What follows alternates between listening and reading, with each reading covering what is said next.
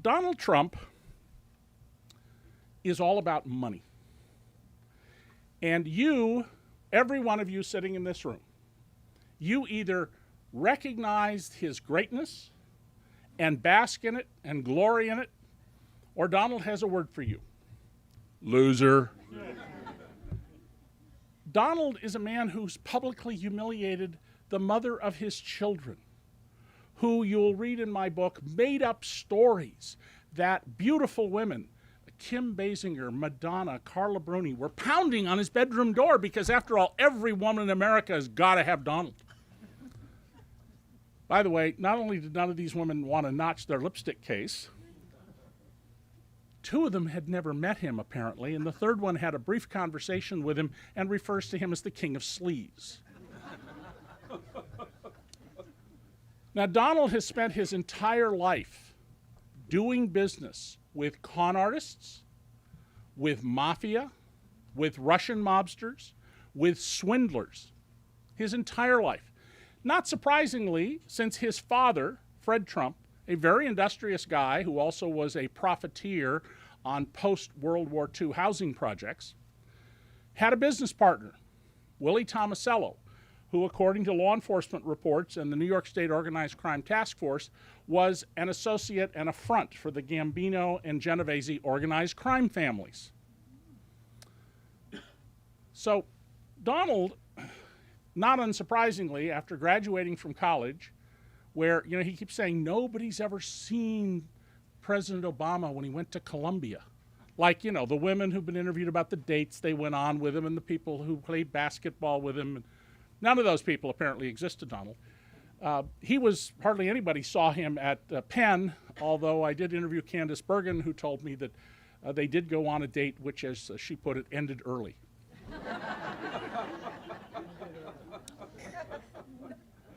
But when Donald got to New York, he made a beeline to the notorious Roy Cohn, Senator Joe McCarthy's attack dog. And that relationship helped him. He regarded Roy Cohn as a second father and as a mentor, and he said in writing that he loved Roy Cohn because Roy would brutalize for you. Roy would brutalize for you. So that leads me to this story I want to tell you about what happened when Donald's father, Fred, died. Fred was a really industrious guy. I mean, he had a little business at the age of 15. So did I. And when he died, 2 days or 3 days after his funeral, a new great-grandchild was born. A descendant in the line of Freddie Trump Jr., who had died early. He was an alcoholic and did not have a happy life. And this child immediately became ill, desperately ill, stopped breathing twice, needed terrifically expensive medical care. Now, like many family-owned businesses, the Trumps provide everyone in the family with health care. And Donald is a big believer, it's one of the best things about Donald, in universal health care. Well, Robert Trump wrote a letter to the company's insurance administrator, Precise, and said, whatever the bills are, just pay them. Don't ask questions, just pay the bills to take care of this child. And then Fred Trump's will was read. And it turned out that instead of dividing his pie 5 ways, it was divided 4. The line of the late Freddie Trump Jr. was cut out of the will, except for some minor gifts. Surprise, surprise, that line of the family went to court arguing undue influence. Hi folks, welcome back to the channel. Well, I'm hoping that you're doing great from wherever you're watching me from. As you know, I'm your host and presenter Chintok Stories. Well, I'm hoping that you're doing fine. Now, there's something that I want to discuss with you. There is an interesting story about Mr. Donald Trump that I came to find out. And there's this narrative of self-made man that Mr. Donald Trump usually comes and tells people. Of course, it's so motivating to hear a person who is self-made becoming the United States president. But we have people like David K. Johnston, and he looks deeply into this because he's not just a journalist, because he is a person who really understands who Mr. Donald Trump is. And in this, he did a study and tried to look who really Mr. Donald Trump is. And for the longest time, brothers and sisters, I think that this information or this message is really, really important for us in understanding who really Mr. Donald Trump is. Because it describes his early life before he rose into political power. Who was he? What was his character? And all the problems you're seeing happening in the United States right now, are they personality tied? Are they character tied? Or is this just a political game? Right? So if you want to know the truth, stick around, and I want you to watch this video. It is really, really informative. It is really, really important because it's going to be giving you a perspective that I hope it's going to serve you right. And I think you will have something at least different that you can say about Mr. Donald Trump. Now, I'm going to be just showing you who really is David K. Johnston. Now, David K. Johnston, in the making of the Donald Trump, is a meticulously researched expose that unpacks Donald Trump's career, character, and the mechanism he employed to rise into political power. Johnston, a Pulitzer Prize-winning investigative journalist with a decade of experience covering Trump, he reveals the patterns of deception, self-interest, and manipulation that stretches back to Trump's earliest days in business. The book does not merely criticize Trump, but it seeks to understand how a figure with such an unchecked history could become the president of the United States and what that means for American democracy. I want us to watch this video. It is really, really important, and I'm just going to be asking you right away, if you're watching this video for the first time, I'm asking you to please subscribe to the channel, join our membership, and really get to your corner for you, because I feel like these discussions are long due. The United States is being ruled by a person called Mr. Donald Trump. Some of you know him just like Mr. Donald Trump, but we are going deeply to understand who is really behind the mask of Mr. Donald Trump, seeing his childhood life, seeing his early life, seeing how he rose to all these factors that you're seeing today. So I want you to buckle up for this video. I'm hoping it's going to be serving you right. I'm hoping that it's going to be helping somebody. So let's watch the video. I'll be back. That although Fred Trump had been diagnosed with Alzheimer's about a year and a half or 2 years after he wrote his last will, they argued that some influence had been applied on him to cut them out of the will. The reaction to this by Donald Trump was that he immediately cut off all health care for this child. I want you to think about this. Donald Trump, over money, put the life of a sickly infant in jeopardy, his own blood, over money. And when he was asked about this, he said, well, what else can I do? Well, don't you think this would look cold-hearted? And Donald's answer is essentially, well, you know, I don't like people who sue my father's estate. No compassion for the child any more than there was no compassion for the Khan family whose son is a serving American military officer killed in combat. No empathy for another person, because other people to Donald are simply objects to be used. Now, I want to contrast what happened with this sickly child. A judge ordered that the health care continue. There was some kind of negotiated settlement. And as Donald does with negotiated settlements all the time, and by the way, contrary to his statement, he never settles, he settles all the time. The condition of settling was they had to seal the record. So we don't know exactly what was done for this child. Well, Donald was confronted with the issue of mercy a few years earlier. So as I tell you this, keep in mind that Donald had no mercy for his own grandnephew. Donald had a famous helicopter. In the 80s, you may have seen him flying around in it and getting pictures of it, called the Ivana. It's a Euro supercopter. And then he had a fleet of helicopters to run high rollers down to Atlantic City and back. And these copters were provided and managed by a guy named Joe Wexelbomb, a convicted felon and associate of mob families. There were lots of companies that had helicopters. There were better financed companies than this one, but this is who Donald chose. It turns out Joe Wexelbomb had a second business. He was a major drug trafficker.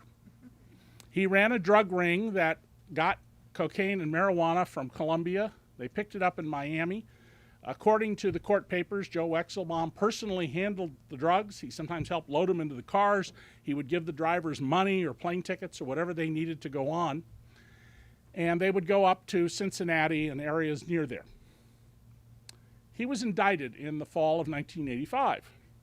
Now, when you own a casino, you have a privilege. The Supreme Court, and those of you who read my book, Temples of Chance, know that casinos are not a right, they are a privilege. Therefore, the state can impose virtually any rule it wants on you. And the state of New Jersey said you must prove by clear and convincing evidence that you can pay your bills on time, that you are morally fit, and that you do not associate with criminals. Well, Donald didn't get rid of Joe Wexelbomb's helicopter company at this point. Joe Wexelbomb then agreed to plead guilty. The DEA had him cold. And he asked that his case be moved either to Miami, where the drugs began and he had a home, or New York City, where he lived.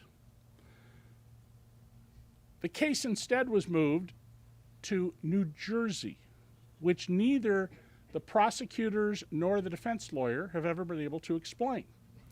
And it came before, out of the more than 800 district court judges in America, Judge Marianne Trump Berry, his sister. Now, Judge Berry is required to recuse herself from this case, and she did about 3 weeks later. But just think about the conversation that went on here. She goes to the chief judge and says, you know, I can't handle this case with this big drug trafficker because my husband, who's a lawyer for my brother's casinos, he flies in those helicopters all the time, and I fly in those helicopters, and you're the chief judge saying, I got a federal judge flying around in a drug trafficker's helicopters.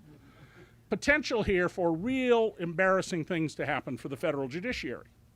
Donald, meanwhile, shows his mercy to this man. He writes a letter pleading for him to get a short sentence, calling him diligent, saying basically he's a stand-up guy, you know, who should be treated lightly by the courts. When the New Jersey Division of Gaming Enforcement goes to ask Donald about the letter, he says, I don't know what you're talking about. You could construe that as a cover-up, certainly as lying. So they go back and get the letter that they didn't have. They show him the letter, and Donald says, yeah, that's my signature. End of inquiry. Not, why are you doing business with this guy? Why did you do business with this guy? What other business relationship did you have with him? What's going on here? They did ask a few questions about, and you'll read in the book, an apartment that Joe Wexelbomb and his brother rented under rather unusual circumstances, an apartment in a different building than Trump Tower, but that was owned personally by Donald Trump. Well, Joey Wexelbomb comes up for sentencing before the new judge. He gets a very light sentence, and 18 months after he walks into prison, he walks out. He also says he has no money, he can't pay his fines. By the way, the people who drove the drugs, the little fish, 20 years. Up to 20 years. So Donald's letter seeking mercy worked. This big drug guy, he got a light sentence. Now think about that not only in the context of his not showing mercy, but rather brutality toward this sickly child who's helpless. But in terms of all of Donald's attacks about murders and rapists and drugs and, you know, in the black communities of America, he basically has said nobody has a job and everybody has crime and no one has an education. Think about those in the context of that. By the way, when Joe Wexelbomb came out, he said he didn't have money to pay the fines that he owed that were imposed by the court. But he did move into a $2.4 million apartment in Trump Tower. Now, all throughout his career, Donald Trump has been the subject of lawsuits. He cheated employees. He's cheated vendors. He has been accused of swindling investors in projects that his name was on. He's settled many of these cases and had them sealed, so we don't know exactly what happened, but we have his testimony in many of these cases. And his testimony is generally one of two categories. I had no idea. Or, well, you were lucky if you invested in this that the project failed when it did. You could have put all your money into the project and you'd have lost more money. That's his approach to these things. Donald when it comes to these deals, also often pleads that he doesn't know things.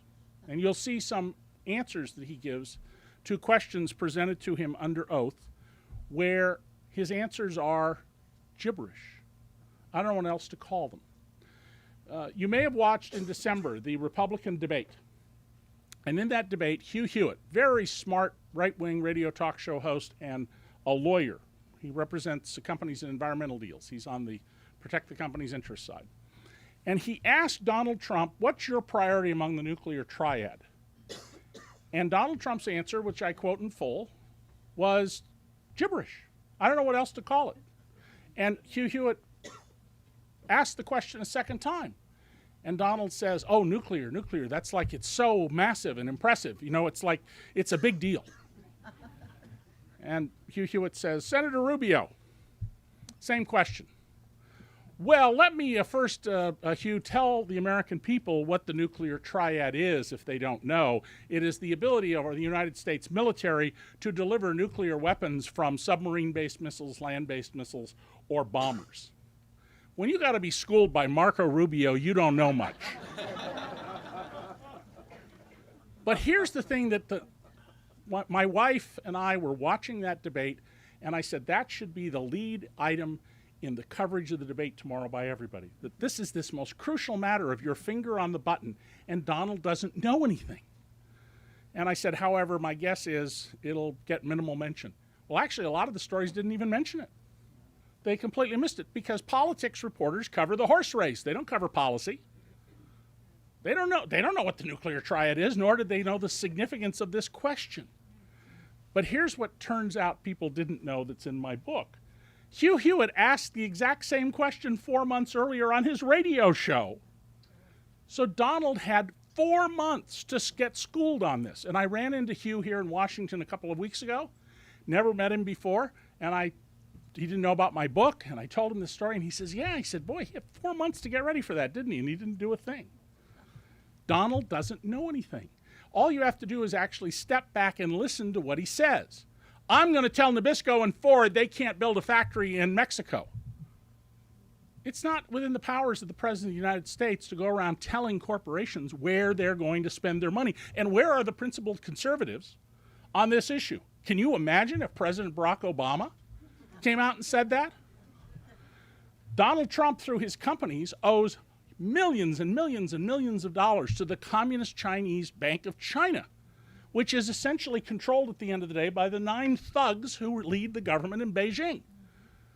Can you imagine what would happen if Hillary Clinton, it turned out, had a credit card from the Bank of China?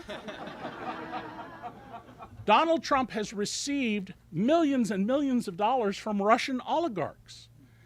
One of his sons has said, oh yeah, they're one of the biggest sources of money that we have.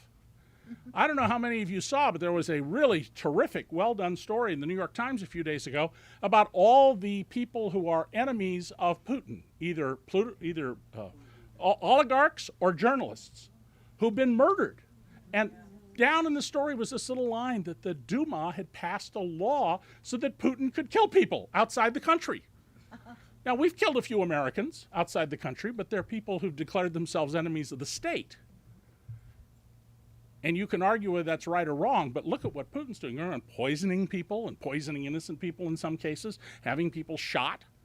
If you're an oligarch in Russia, you're either a friend of Vladimir Putin, or you're in jail, or you're living in fear and trying to get out of the country. Donald Trump keeps advancing Vladimir Putin's objective: weaken or destroy NATO. Imagine what would have happened if we had had George W. Bush saying, hey, you know, we should just weaken NATO. The trouble he would be in over this. The most important thing, and the reason I wrote this book, is that Donald Trump is a master at a couple of things. He is a master at setting up business deals in which he puts up no money. He never had a dollar invested in Atlantic City. And extracting money from these deals. That's why his Atlantic City casino business was among the first to fail. There are profitable, successful casinos in Atlantic City right now today. But Trump's name will disappear on October 10th from the last casino because he had badly run places, and instead of investing in the business and growing the business and doing and I'm somebody who has co-founded a little business, peanut business, but 25 workers. We reinvest in the business so it keeps growing to create wealth. Donald Trump, pull money out as fast as you can. Pay no attention to the welfare of the business. Just get cash. When Donald Trump filed bankruptcy and stiffed all these contractors, some of whom their businesses failed, many of whom for years struggled to keep the doors open because they felt an obligation to their employees, Donald demanded big, huge fees be paid to him during the bankruptcy or he would tie them up in litigation. And so they paid him. Until in the fourth bankruptcy, they paid him to go away. Donald is the most masterful manipulator of the conventions of journalism I have ever seen. Donald understands, first of all, that most journalists are very good at accurately quoting people and accurately getting other sides of the story and quoting them, but have no deep understanding of what's going on. And he exploits that. He knows that the tabloids, especially Rupert Murdoch's New York Post, have no real regard for any set of facts. They'll take a good story any day of the week. So he plants a story that his longtime mistress, whom I knew about long before anybody wrote about her, but I didn't regard it as a story. Billionaire has mistress. No, plane takes off in Washington, lands in LA. Not a story in either case. He plants this story with a big picture of his smiling face on the cover of the Post. Best sex ever. Marla Maples, by the way, as you'll read in the book, has disclaimed that statement. She didn't make it. He creates this image of himself as this Midas. It's all a fraud. It is a fraud. There's nothing there. And I know some of you are going to want to ask, how much is he worth? And I'm going to tell you, I don't know, but I know he's not worth, as he said in a matter of days last year, 8.7 billion, 10 billion, more than 10 billion, 11 billion.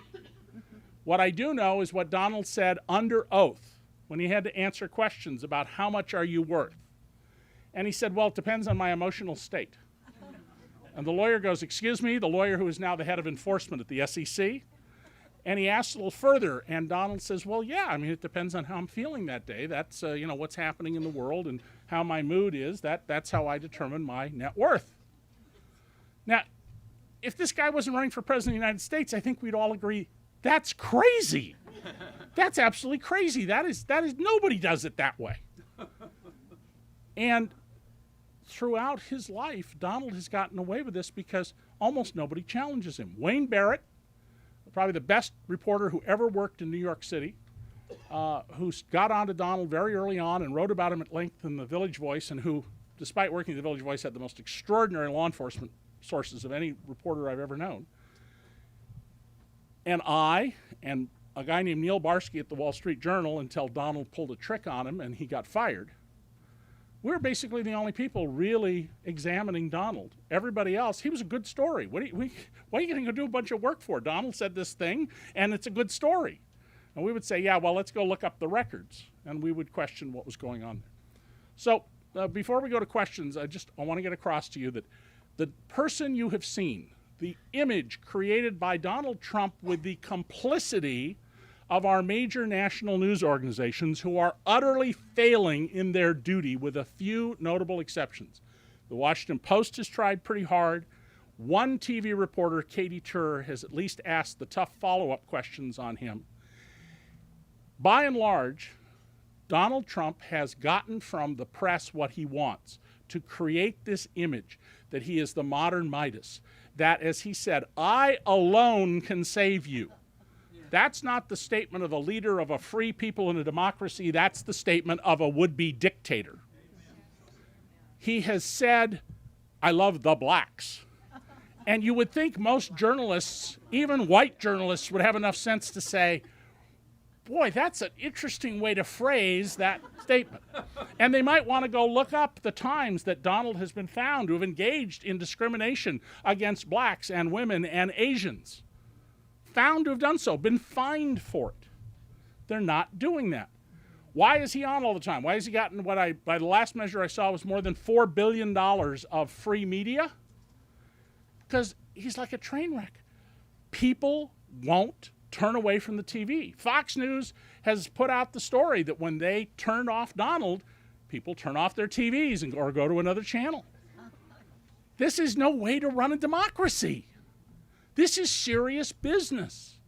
And unlike Donald Trump, who can say in his TV show something totally contrary to sound business practice, and I say this as somebody who, I teach graduate business students and law students part-time, you're fired. He can't fire the dictator in North Korea. He can't fire the Speaker of the House. He can't fire a federal judge who issues an order he doesn't like.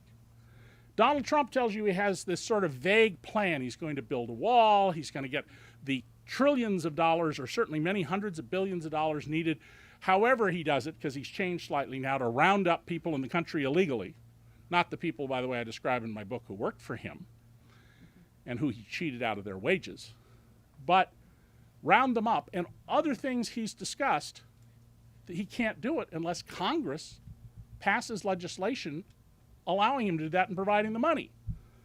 Have you ever heard of a president of the United States picking a fight with the Speaker of the House and then appointing to run his campaign a guy like Steve Bannon, who says at Breitbart that Paul Ryan is a double agent for Hillary Clinton? This is craziness. So I want to take questions from you. I hope that you will read the book. It's a quick read because it's written in news style. There are 44 pages of notes at the end so that you can look up stuff if you don't believe me. My personal email is in the book, and a few people have gotten a hold of me in case people have questions about what material comes from. And I will just leave you with this last point. When I was 18 years old, the San Jose Mercury recruited me to be a reporter, and they hired me at 19. And throughout my career, I have broken stories where people told the editors at the Mercury and at the LA Times and at the New York Times, that's just crazy, that can't be. When I said that the police chief in LA was assigning officers to sleep with women to get political information, that can't be. That they were committing crimes and started a riot, can't be. Had officers undercover in Moscow and Havana. Subsequent events, it all came out to be true. The police chief, in fact, himself bragged in his autobiography that LAPD had undercover officers in Moscow and Havana. And in 50 years at this, where I've accused people of murder, Jack Welch gave up his retirement perks, the head of Ernst & Young lost his job, President Bush made his only tax policy change, the Clintons changed how they filed their personal tax returns. Every bit of the work has held up. It's been scrutinized all over the place, and it's held up. And in this book, you're going to find stuff that will hold up. And I only wish I'd had 5 weeks to do the book because there's a whole much more I wanted to put in there. Thank you. So the microphone is over here. And the only thing I'd ask you to do is, if you're going to come up to the microphone, ask a question. Think about what you want to do and ask the question, because a bunch of people are going to want to ask questions, and I want to do as many as we can.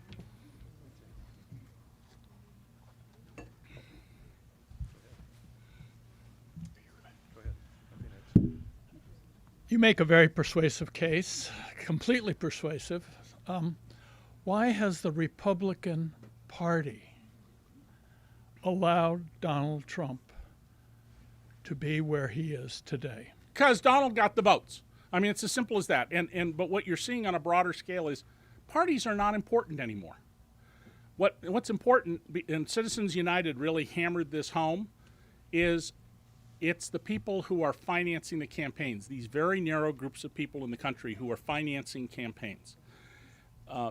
Parties don't have discipline. When the German TV interviewed me, and I haven't been on ABC, NBC, or CBS. I've been on all these national shows in Australia and Canada and Germany and France about the book.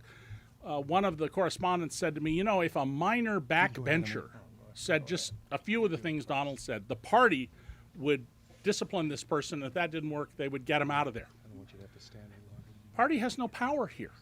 And so that's what's happening. And I think you're going to see a major realignment. I mean, I've said in the past, this may be the end of the Republican Party as we know it, the way the Whigs went away in 1856.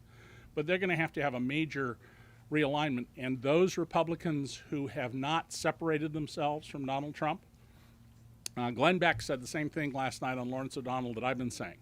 I don't know how you get the stench off after the election. It's like permanent skunk juice.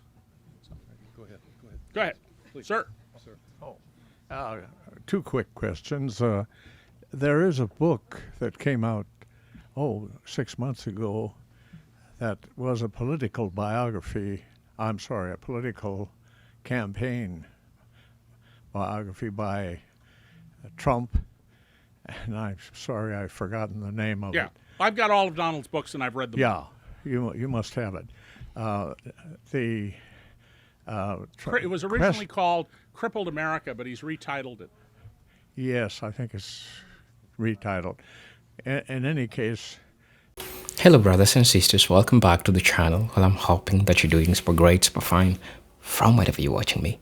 Now folks, you've heard a bit of it. I'll post the second part of the video later on with another commentary. But for now, what you've heard that is being said about Mr. Donald Trump, at least you have a grasp of who he really is. Now remember that David K. Johnston is not merely an investigative journalist, but is not merely an investigative journalist with a passing interest in Donald Trump.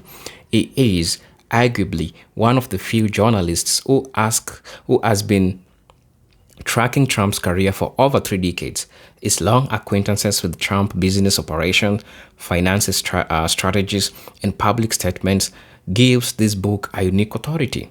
Now, Johnson's aim not to just critique Trump's presidency, but to dissect the entire mythology surrounding his rise, from real estate heir to reality TV mogul to president of the United States. His research draws from court documents, tax records, and interviews, assembling a portrait of a man who consistently operates at the margins of legality and ethics, yet managed to portray himself as a successful entrepreneur. This longitudinal study positions Johnston as more than a critic, but a chronicler, a large American illusion. Right. So getting to understand this, the inheritance and power inheritance of power and privilege by Mr. Donald Trump. Now, Johnston K. David begins by debunking the self-made man narrative that Trump has long promoted. Remember, Donald Trump's father, that's Fred Trump, was a wealthy real estate developer in New York who not only handed his sons vast amount of money, disguised as loans or business transaction, but also bailed him out of multiple financial failures. According to Johnston's, Donald received an equivalent of 400 million bucks in today's money, and yet claimed to have built an empire from a small loan of 1 million. Johnston meticulously documents how Trump used inherited wealth and political connection to inflate his importance and influence. What is especially demeaning is the assertion that Trump learned from Fred how to manipulate public systems for private gain, a foundational trait in his data business and political dealings. Now, as the saying goes, the mango does not fall away from the tree. So the tricks that you're seeing Mr. Donald Trump using today is amongst the tricks that he got from, his father. And that's how he managed to do all this. And the lies that he used 1 million bucks to start his own business from a loan, it's all a lie. He was bailed every time by his dad. And that's how it happened, right? So, a business empire built on manipulation, that's our next part of talk. Now, Johnston doesn't not merely accuse Trump of financial misconduct. He illustrates an entire pattern of deceitful and predatory practices. Trump's real estate ventures were filled with litigation, unpaid workers, fraudulent business schemes, failed casinos, and dubious marketing campaigns like Trump University. Johnston emphasizes that Trump's strategy was not to honor contracts, but to weaponize the legal systems, failing lawsuits, to silence critics and outlasting opponents financially. Many small contractors who worked for Trump ended up bankrupt or unpaid. Now, Johnston uses this to argue that Trump built wealth not through productivity or innovation, but by transferring risk and debt onto others. In effect, Trump's success came at the expense of those less powerful. Isn't that still what's happening today? That's just a question that I want you to think about it. Just think deeply about it, right? Now, my another talking point is ties to organized crimes and shady associations. One of the most explosive themes in the making of Donald Trump is Trump's proximity to individuals tied to organized crimes. Johnston traces Trump's early connections with notorious mobsters in New York, names like Fat Tony, Saleno, who had interest in the construction and concrete industry that Trump relied on. Johnston notes that while Trump was never indicted, he consistently did business with individuals who were later convicted of racketeering, fraud, tax evasion. These relationships, Johnston's contended, were not incidental but central to Trump's rise in New York real estate world, where connection to unions, politicians, and underground economy were vital. This raises troubling questions about ethical backbone of the man who will become the president of the United States and the man who is currently the president of the United States. Doesn't that make sense? I hope it makes sense to you. On my next part of talking that I'm going to be talking about is the illusion of wealth and success. Now, Johnston also demolishes the myth of Trump's supposed genius in business. Trump's casinos in Atlantic City were financial disasters. Trump Airlines and Trump Sticks were embarrassing flops. The Trump Taj Mahal went bankrupt. Johnston shows that Trump's wealth was often propped up by media and hype and self-aggrandizing claims rather than genuine profitability. It points to evidence that Trump routinely inflated his net worth for public consumption, while undervaluing it in tax and legal documentation. What's troubling is that Johnston argues that it is not the dishonesty, but how easily the media, the banks, and the political institutions accepted this illusion. This reveals not just Trump's audacity, but a systemic failure of American capitalism to scrutinize power. And it can go really wrong so fast. Right? Now, a life of litigation and evasion. Johnston paints Trump as someone who sees litigation not as a legal obligation, but as a tool of warfare. By the time Johnston compiled his book, Trump had been involved in over 3,500 damn lawsuits. Many were filed against him for fraud, breach, or contract, or discrimination. Trump will frequently contest sue, delay proceedings, and bankrupt adversaries through endless litigation. Now, Johnston argues this legal warfare strategy wasn't just about protecting wealth, it was about enforcing dominance. The litigious behavior, later seen in attempts to overturn the 2020 elections, signals are disregarded for rule of law when it clashes with personal ambition. Right? And that's how it went. That's how it goes. Talk about media manipulation as a career strategy. A recurring theme in the book of Trump's Mystery of Media, long before social media, Trump understood the value of controlling narratives. He will often call tabloids pretending to be his own publicist, that's under names like John Barron, to leak favorable stories about his wealth and dating life. Johnston shows how Trump's ability to manipulate the press laid the groundwork for his transformation into reality TV. A reality TV star with an apprentice. By cultivating a public image as decisive, brilliant mogul, Trump made his brand synonymous with success. Even as his companies were collapsing behind the scenes, Johnston's warned that this manipulation of reality is harmless entertainment. It paved the way for political power built on illusion. Right? Also, my another talking point is Trump's authoritarian inclination and moral flexibility. Remember that David K. Johnston examines Trump's worldview and finds it disturbingly aligned with authoritarianism. Now, Trump has repeatedly expressed admiration for autocrats like Vladimir Putin, Kim Jong Un, Rodrigo Duterte. These are men who are known for silencing dissent and eroding democratic norms, right? Johnston's argue that Trump sees governance not as service to the people, but as domination of opponents. His willingness to violate political traditions, attack judges, and insult journalists and sideline experts demonstrate hostility to check and balances. Johnstones interpret these not as ignorance of democracy, but as a contempt for it. Power, in Trump's mind, is its own justification.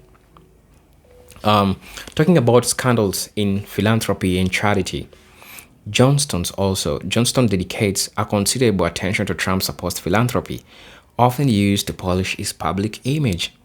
Trump's charitable foundation, Johnston reveals, were essential in a slush fund that bought portraits of himself, paid legal settlements, and donated to organizations that held events at his properties. The Trump Foundation was ultimately dissolved under court order, and Johnston treats this not as an isolated misstep, but as a part of consistent pattern, using institutions intent for public good as vehicle, personal enrichment. This behavior, Johnston argues, that mirrors Trump's approach to public office, treating government as a profit-making tool. Right. Also, let's talk about political populism as a market strategy. Johnston challenges the idea that Trump is a genuine populist.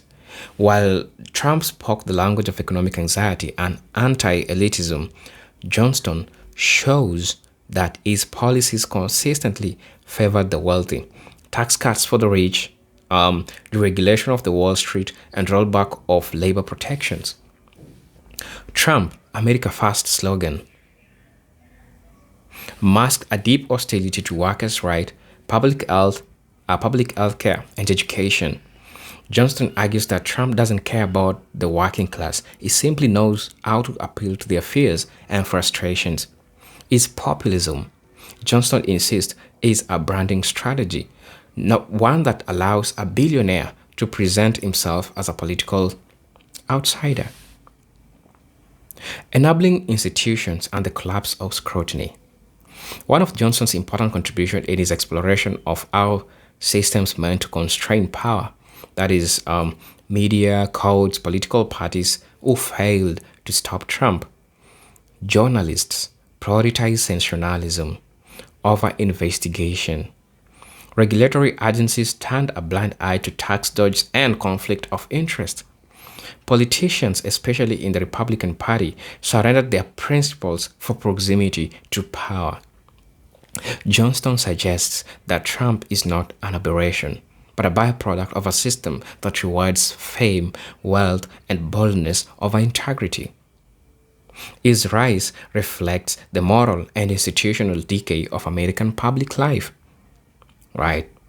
This is a warning to the future democracy. In the final analysis, the making of Donald Trump is not just a biography, it is a warning that Johnston argues that Trump represents a new kind of political threat.